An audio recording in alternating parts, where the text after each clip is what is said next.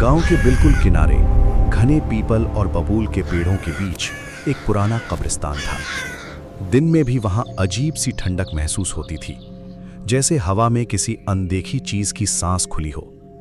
गांव वाले उस जगह का नाम तक लेने से डरते थे। कहते थे कि वहां दफन लोगों की आत्माएं रात को जागती हैं। लेकिन उन सब कहानियों में सबसे खौफनाक कहानी थी काले तबूत की। एक ऐसा तबूत जिसे कभी खोला नहीं गया, और जिसने भी खोलने की कोशिश की वो अगली सुबह जिंदा नहीं मिला। करीब 50 साल पहले गांव में एक अमीर जमींदार रहता था, रघुवीर सिंह। उसके पास जमीन, दौलत, नौकर सब कुछ था, लेकिन उसके दिल में इंसानियत नाम की चीज नहीं थी। लोग कहते थे कि उसने अपनी दौलत बचाने के लिए कई गरीबों को मरवा दिया था। उसकी हवेली से अक्सर रात को चीखें सुनाई देती थी, मगर कोई उसके खिलाफ बोलने की हिम्मत नहीं करता था।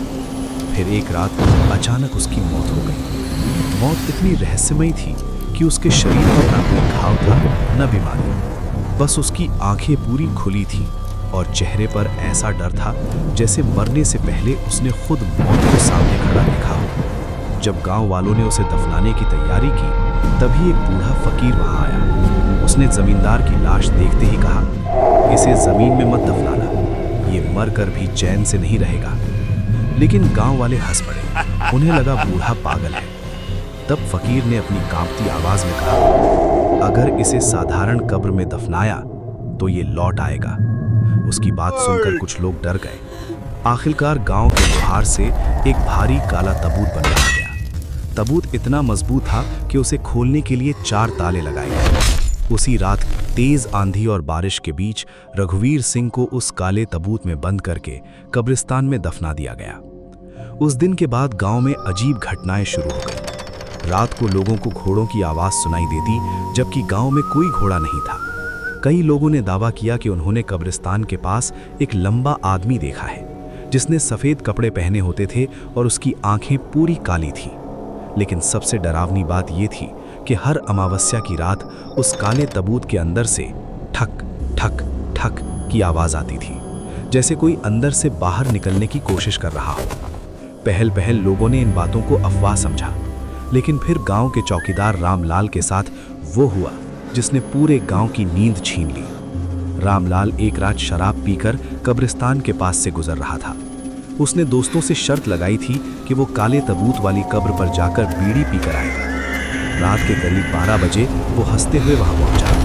दूर खड़े उसके दोस्तों ने उसे कब्र के पास बैठते देखा। फिर अचानक उसकी हंसी बंद हो गई। कुछ सेकंड तक वहां सन्नाटा रहा और फिर ऐसी चीख गूंजी कि पेड़ों पर बैठे पक्षी उड़ गए। उसके दोस्त डर कर भाग गए। अगली सुबह रामलाल की लाश कब्रिस्तान के बाहर मिली। उसका चेहरा पूरी तरह सफेद पड़ चुका था।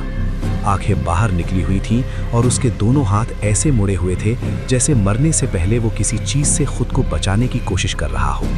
लेकिन सबसे डरावनी बात थी उसके गले पर बने निशान। वो इंसानी उंगलियों के निशान नहीं थे, वो इतने लंबे थे जैसे किसी जानवर के पंजे हों।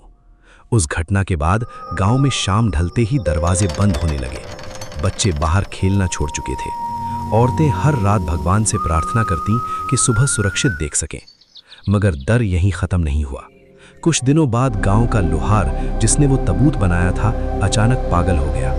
वो हर समय बस एक ही बात चिल्लाता रहता, वो बाहर आना चाहता है, वो अंदर नहीं रहेगा।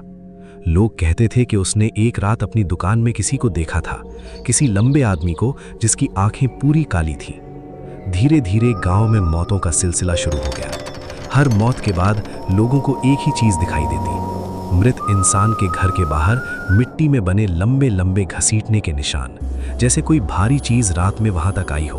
और हर बार वो निशान कब्रिस्तान की तरफ वापस जाते थे। गांव वाले समझ चुके थे कि वो तबूत अब सिर्फ लकड़ी और लोहे का डिब्बा नहीं रहा, उसके अंदर कुछ जाग चुका था।